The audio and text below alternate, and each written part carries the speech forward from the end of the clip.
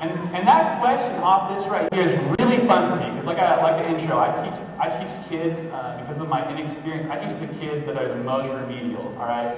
And I got kids who will not join a conversation about math because there's, like, someone else has the formula. Someone else knows how to work the formula better than me, so I won't talk about it. But here, every student's on a level playing field of intuition. Like, everyone's filled something up with water before. So I get kids answering the question, how long will it take? I got kids who are mathematically and conversationally intimidated, joining the conversation. We put names on the board, attach them to guesses, and kids have bought in here. And then we follow the process I described. And the best part here, or one of the better parts, is that we don't get our answer from the answer key in the back of the teacher's edition. We instead just watch the end of the movie.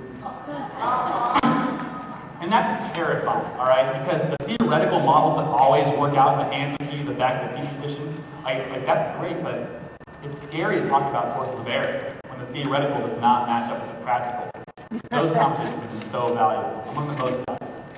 So I'm here to report some really fun games with students who come pre-install these viruses day one of class, okay? These are kids who now, one semester in, I can put something on the board, totally new, totally foreign, and they'll have a conversation about it for 3 or 4 minutes more than they would have at the start of the year, which is just so fun.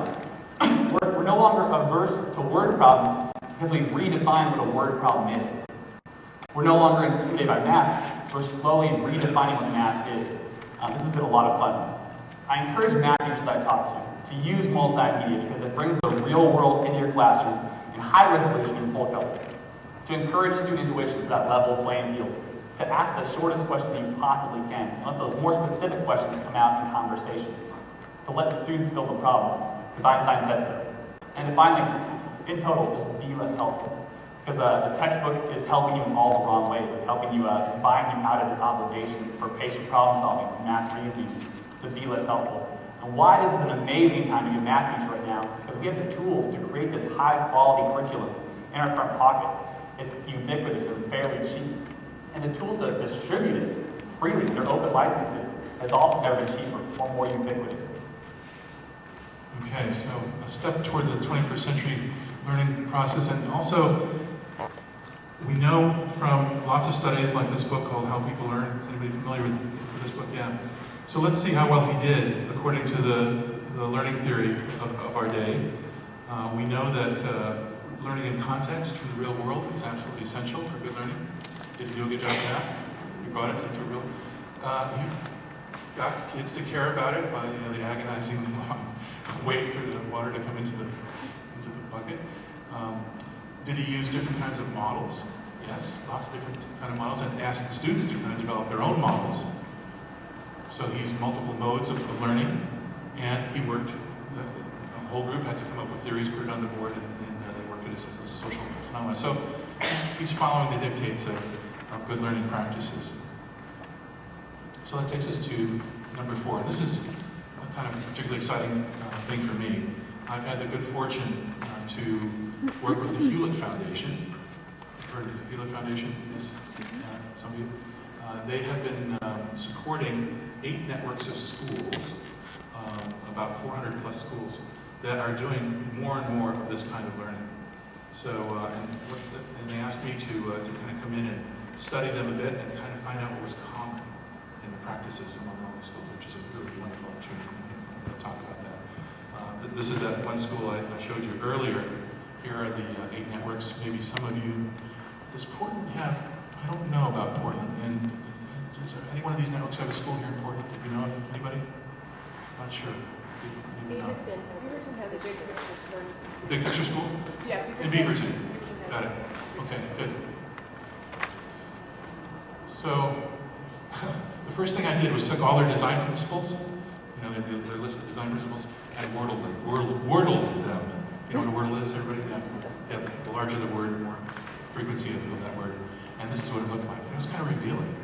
Like student-centered, maybe, right in the center there. Learning, success, interest, connected, global, projects, authentic. Almost all of these schools have a very strong emphasis on project-oriented learning, inquiry and design-based learning. They're also smaller schools. They're, I think, no larger than 450 is the maximum size. So they come out of a small school. The Gates Small School Initiative. So interesting clues as to what was common. And then I interviewed lots of their directors, their teachers, visited some of the schools, and got a deeper sense of what was common. And lo and behold, there is a new ecosystem for learning among these schools that is fairly consistent. There may be a range on each one of these characteristics, but I found 12 characteristics in my first look at this. And I'll summarize these into 6 areas, but I wanted to at least point out one. Every one of these schools has their students publicly present their work, not just to the teachers, not just to their parents, but to the wider community. Let's take a look at the summary here. So learning is deeply engaging, personalized, and collaborative.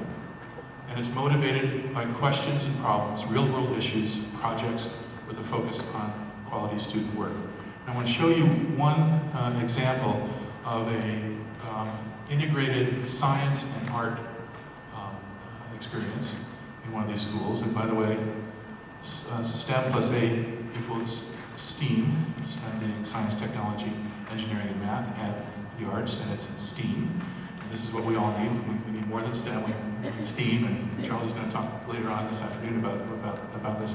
And here's one great example from High Tech High, one of the high tech high schools in San Diego, on this STEAM program. It's actually putting its DNA into your cells, and so unless all your affected cells get killed, you're just going to keep making it. So we can, very good, amazing. Students in Blair Hatch's class are learning about physiology and multimedia. You need to find a good picture of an antibody binding with an antigen. When class is over, they walk just across the hall where they study art with Jeff Robin.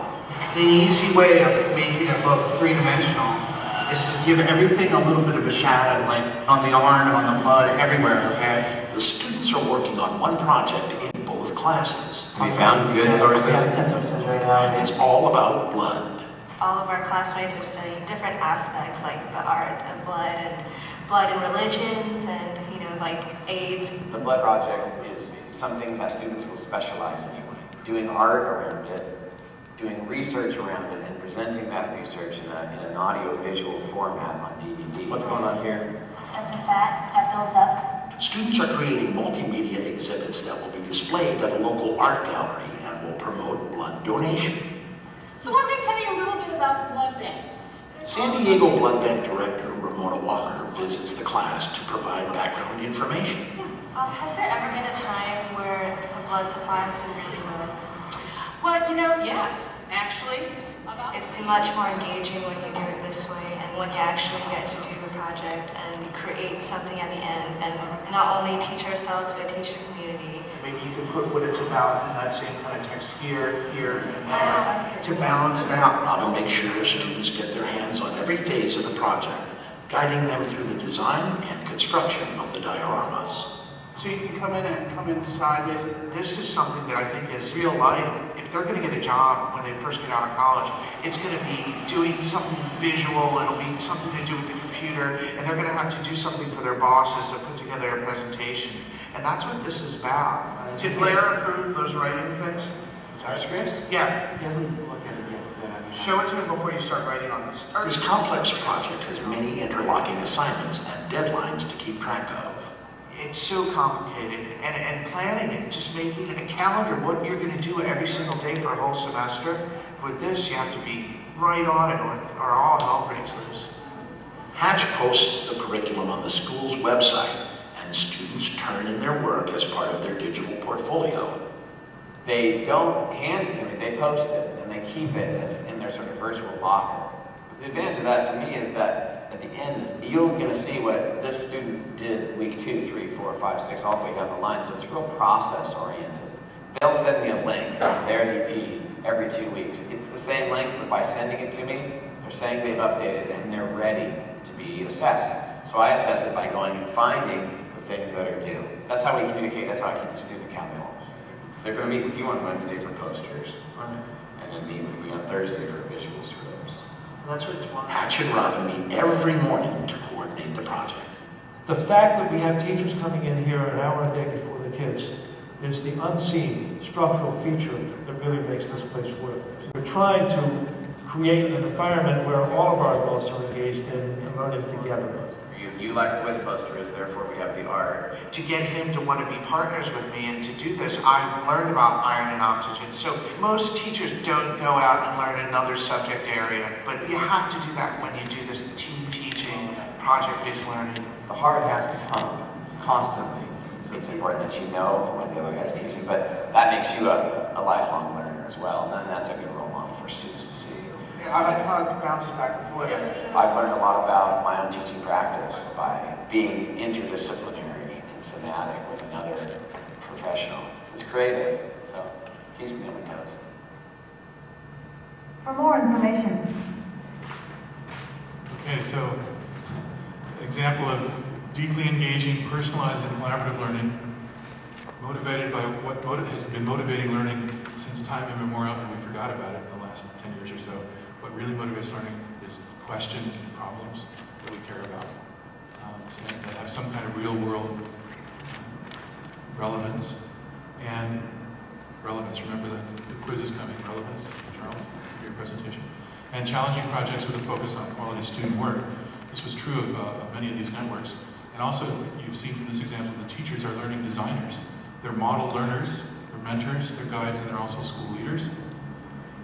The evaluation of student work is often done through public presentations and a variety of authentic performance assessments. Remember, they were submitting their work constantly electronically for the teacher to review, so they was actually looking at what they produced. And that's incorporated into everyday learning. One example, we brought together heads of the 8 networks, and they all brought examples of student work to the table to look at to see if it was the initiative, Hewlett calls is a deeper learning initiative. So we said, is this an example of deeper learning? And what is deeper learning? So somebody brought something called Austin's Butterfly, where a child, I think first grader, said, let's study butterflies and then let's create a note card that captures what you've learned about butterflies. So this is the first grader, the first drawing they did of this butterfly on the right. And part of the activity was that the other students sat around and did some positive critiquing. That's really great, Austin. You really got the shape generally correct. And did a lot of positive things, and then a couple suggestions, like you might want to look at the bottom of the butterfly to see the shape of the wing at the bottom. So Austin said, okay, I think I got that. And then there was another critique session. Maybe you want to look at more the top of the wing. So he said, okay, I'm working on that. Well, that's not quite right. Let me do it again. Okay, that's getting better. That's 4th iteration. 5th iteration, you start putting in some of the detail. And finally, the finished product. And what this is really about in the discussion was that the child was able to iterate, to review, to have the time to go deeper, to get good feedback. And this is more about what deeper learning really is that time to go a bit deeper, just even in something as simple as capturing a drawing of a butterfly. Okay, a couple more. This was, yes, okay, we'll move on. This was important, the culture and climate of these schools. It's a combination of professionalism around student work, as well as a very personal, caring, respectful community. Remember the 8 or 10 students that are connected to one advisor throughout 4 years. They act as a family, they kind of know the kids better than anybody else. And then finally, the development of teacher and students is through collaboratively looking at the quality of student work and doing what you can to improve it, and using lots of tools to do that, including technology. This, by the way, is one resource that is available to you called the P21 Arts Map, which looks at the kinds of activities that the arts community can do, art and arts education, to really promote the learning of the skills that you saw earlier in the Rainbow Framework. Okay. So, now to number 3. We do have good models for 21st century learning. We really do. And here's one that we like a lot. Every project of any kind usually involves defining the project, planning the project, doing the project, and reviewing the project. No project is that neat. You start planning it, start doing it, and you have to go back and replan it because something went wrong. You finish it, and you review it, and go, oops, you gotta redo it again, aspects of it. So it's a messy process. Teacher has their wheel of the project wheel. The students have theirs. They co-manage together. Right? And what's driving that particular project is a problem or a question, an essential problem or question. And that's really what's steering the whole thing. You'll also have your learning gear, your gears, which enable you to go faster or slower depending on your gears and tools and your resources. You're constantly evaluating and assessing, that's your gauges. You have to pace yourself, brakes, if you go too fast or too slow, you kind of have to adjust as you go along. You put that project on the slope. The degree of challenge is how hard that is for the group. If you lean too far to the left, you might be doing too much guiding. Lean too far to the right, maybe not enough, too much chaos, or constructive collaboration as it could be called. And if you have support from your community, you get a nice tailwind. If you don't, you could get a headwind that could stop you cold. A lot of people have experienced that, I'm here, as educators, when you don't have enough support.